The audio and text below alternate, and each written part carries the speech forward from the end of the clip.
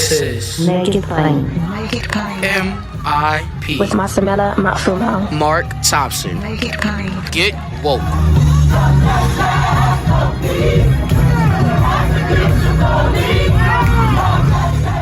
Ladies and gentlemen, we're very fortunate to have back with us the Secretary of Labor, Marty Walsh, and there's been a big piece of legislation that has passed the House. We want to hear all about it and its impact when it comes to jobs and the economy, and who better to talk to than the Secretary of Labor. As a matter of fact, last time we talked, someone had tweeted that he is the most traveled member of the cabinet.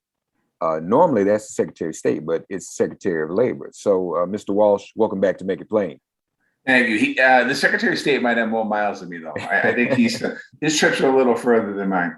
So he's got more miles, but you've probably been more places. I guess that's. Well, I don't know. I'm not going to compete with him. I think the other cabinet secretaries, I'll go into the competition. But yeah, no, I've been all over the country. I think yesterday was my 21st day that I visited, and really talking about what we're going to talk about today, talking about the infrastructure of America, both the physical aspect of it in roads and bridges, but also the human aspect of it, of the cares economy. And I know last time we talked about equity a lot. And I was at a roundtable discussion on Tuesday in Phoenix, Arizona, and we were talking about the cares economy and childcare.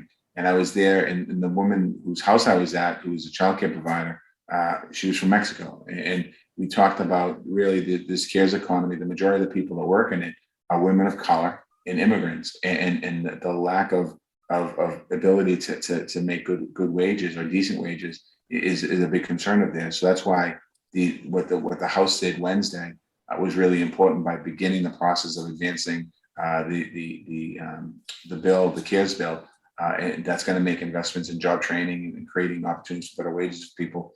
This is the first time that I remember ever the federal government put together a plan like this. The presidency has put a plan together like this to make this type of investment in the human side of infrastructure. That's better wages, that's better training, that's better opportunities, better benefits. Because the folks that work in that industry are people that take care of our kids, that take care of our parents, that take care of our adults, that during this pandemic were heavily relied upon to continue to go to work every day, even though a lot of us could go on Zoom and do Zooms and work from home in a safe space. These folks went to work every single day, literally put their life on the line to make sure that there was daycare for first responders, making sure that our parents and elderly folks that are in nursing homes and facilities around the country are taken care of. So we owe them this, and our country needs this investment. Yeah, that's important. And, as we look at Women's Equity Day, even this week, we know that those jobs are disproportionately women. We also know that women were disproportionately impacted in terms of job losses in the midst of this pandemic. And frankly, we also know that back in the day, when some of these programs first came into being, including Social Security, African Americans were excluded, African American women, in fact, who were domestic workers. So whatever we can do to correct those historical wrongs, and you're right, I don't think anybody's in denial in 2021 about the importance of child care and elder care, or I don't think anybody's in denial about who does it. And if we don't realize how much we should value those workers today, then we never will realize it. So that is a good thing.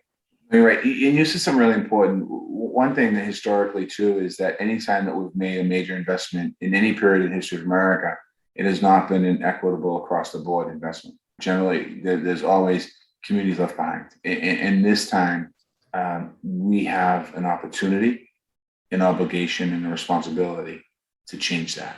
And when the president talked about these two bills in the very beginning, they were originally called the American Jobs Plan, the American Family Plan. He was also making sure that the communities that have been left behind, the African American communities, the Latino communities, the immigrant communities, the communities of color have been left behind. We can't do it this time. And when I say him, the president and the vice president have been very focused on letting us know as cabinet members and letting the whole administration know that this time we can't look back 25 years from now and say, wow, it was a great time in America. We made some great investments in infrastructure in America. Oh, but you know what? The African American community is left behind again. We can't do that. More MIP after this message. In terms of physical infrastructure, though, America's history has been when that investment is made, that does create a lot of jobs for people and a lot of opportunities. And people hear infrastructure, they hear the trillions. But in your own words, Mr. Secretary, let our audience know as much as you can about what's anticipated, what's really going to happen, what people can expect or anticipate in terms of real jobs to build, to improve, what have you, real jobs coming to their communities and towns. Well, on the physical infrastructure piece, this is the $1.2 trillion bill that went through the Senate last week. That's in the House. What people will see is construction vehicles. What people will see is trenches dug to remove the lead pipes that are in our country. They'll see, in some cases, trenches dug or high wires in neighborhoods to bring broadband to all across America. What people will see is road projects and bridge projects that have been put on hold for decades, quite honestly. And some of these bridges have long lived the time that they were supposed to. People will see those investments. We also want to make sure people see the folks that are working on those projects are going to have opportunities. There's going to be prevailing wage in Davis-Bacon, meaning that they're going to earn good wages working on those projects. We also need to see diversity on those job sites. You can't drive by a job site. If there's a job site in a particular part of America and you're driving by and the community is predominantly, say, African American, and you're driving by and you see all white guys working there, that's not the investment we need to do. We need to make sure that the job training creates pathways and opening doors. I've spent, as you mentioned at the very beginning of this, when I go around traveling around the country, I generally talk to advocacy groups about whether it's immigration or the cares economy or child care or what have you. I usually talk to organized labor about the importance of opening up your doors and creating pathways in. And I talk about businesses about creating real pathways. So those are the folks I talk to, because there's no point in me not, if I'm going to talk to one group, I have to talk to everybody to let people know that we can't do, no one individual group can do it on their own. If you're an advocacy group and you're advocating, well, if you don't have the ear of business, you don't have the ear of labor, whoever you're trying to get the ear of, then you're going to, God love you, you're going to keep talking and we're not going to see the change we need. So we bring these people to the table. So you're going to see all that on these sites as we move forward. More MIP after this message. And obviously that includes green jobs also, because that's part of the new infrastructure that has to be built, isn't it?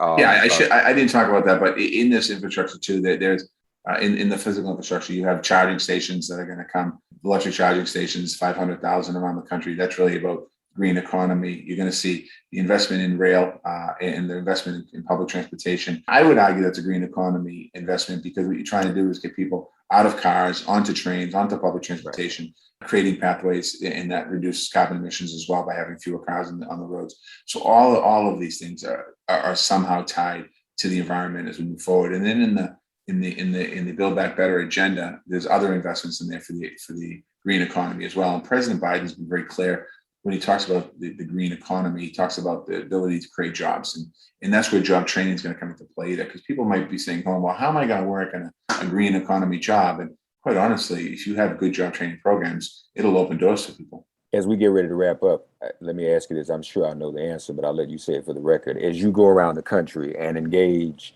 American citizens, are most of them still talking about who really did or didn't win the election, or are they excited to talk about the possibility of infrastructure jobs coming to their communities? I think most people are excited about, I don't hear about who did or didn't win the election. No one brings it up to me, but I think people are excited about the potential opportunity for which way America's going now. As President Biden often says, we want to win the future. To win the future is by engaging the communities, by engaging elected officials, by engaging everybody to create pathways. And I think that's what's important here. I've been in enough church basements now as Secretary of Labor and certainly as Mayor of Boston to look around the room and think to myself that if the folks that are in this room were advocating for an issue, if they had a good paying job, the future of their family is going to change, meaning their family is going to win the future. Their family is going to be able to buy a home. Their family is going to have a pathway. And that's what we have to do. And that's what America, quite honestly, wants. And if you look at the poll numbers, I'll end with this. When you look at the poll numbers, 70% of the American people agree with these investments. This is not something that we don't want this. I mean, I don't know who in their right mind can say to me, well, I don't want a new bridge in my town, or I don't want better broadband access, or I don't want somebody taking care of my elderly parents. I don't want them being paid a good wage, or somebody that's taking care of my child, or even have access to childcare that we shouldn't have it. All of these issues are everyday Americans are concerned about these issues. Yeah. And as I know you also concerned, we're all concerned about this Delta variant. You all, please be careful. We're not going to be able to get back to work and sustain the recovery, so to speak, if we aren't safe as well. And Secretary didn't ask me to say that, but that's what we want people to know too, right? I mean, if we're going to continue to get the jobs back that we lost, we got to be safe so folks won't get sick at work and then we have to shut down again. Yeah, it is enough proof now out there, and the FDA approved the vaccines the other day. There's enough proof out there that people that are vaccinated that come down with the Delta variant, their illness is far less than people that have not been vaccinated. So I'm encouraging people to get vaccinated. If you made a decision to get vaccinated for whatever reason, I'm asking you to rethink that position. These stories are real. People are losing their life, and these numbers are going in the wrong direction at this particular moment. So if we want to continue to move in a pathway forward in America, we need to get people safe, and getting safe means getting vaccinated. The Secretary of Labor, as he also mentioned, former mayor of Boston, and he's still kind enough to come on the show with a New York Yankee. So we're good with that. We can still work together. Thank you, Mr. Secretary. Your team's coming on and my team's going the wrong direction. Something's wrong here. Reminds me of 1978. It feels like 78 a little bit. All right. Thank you, Mr. Secretary. Thank you. Thanks for getting woke and listening to Make It Plain. Please remember to listen, like, and wherever you get your podcasts, please give the show a 5-star rating. And please do spread the word. Let's all continue to pray for each other during this pandemic and this police-demic. If all hearts and minds are clear, it has been made plain.